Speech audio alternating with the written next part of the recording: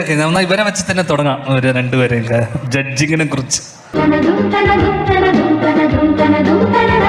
ലക്ഷ്മിയുടെയും ശോഭയുടെയും ഇംഗ്ലീഷിൽ തന്നെ ഒരു വ്യത്യാസമുണ്ട്, ശ്രദ്ധിച്ചിട്ടുണ്ടോ? പഞ്ചായത്ത് ഇലക്ഷൻ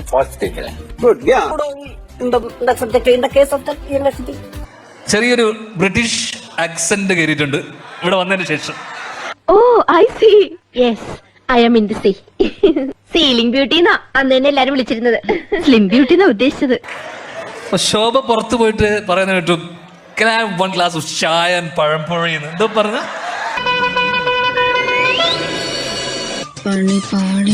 ശോഭ പഴംപൊരിയുടെ ഇംഗ്ലീഷ് അറിയില്ലേ? Banana fritters.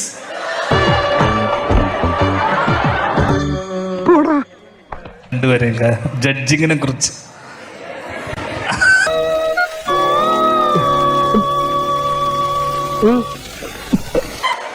Kavya Madhavan or Manju Warrier?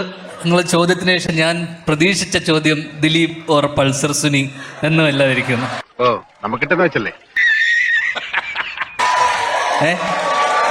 അങ്ങനെ ചോദ്യം വേണമെങ്കിൽ ചോദിക്കണ്ട. ജീവിതത്തിലെ ആദ്യത്തെ ഫാഷൻ ഷോ ആണ് ഞാൻ ഇവിടെ ഫ്രണ്ടിൽ നിന്ന് കണ്ടത്.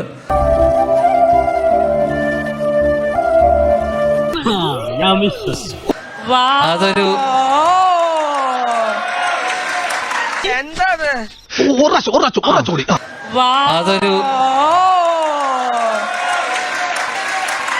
അടുത്തൊരു തിരിച്ചറിവ്, ഒരു പാഠമെന്ന് വെച്ച് കഴിഞ്ഞാൽ ആഴ്ചക്കാഴ്ചക്ക് ഫാഷൻ ഷോ കാണണം എവിടെയെങ്കിലും പോയിട്ട്.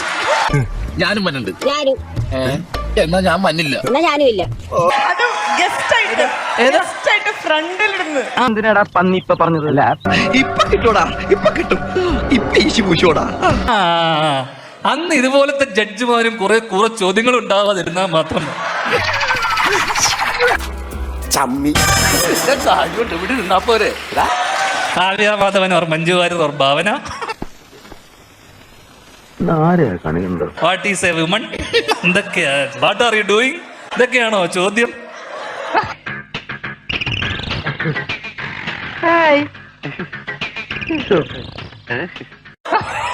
ചോദ്യം പറയൂ. നീ അപ്പൊ അങ്ങനെ ചെയ്തത് നന്നായി. ഇല്ലെങ്കിൽ ഈ കേസിൽ ഞാൻ ഒറ്റപ്പെട്ടു പോയനെ.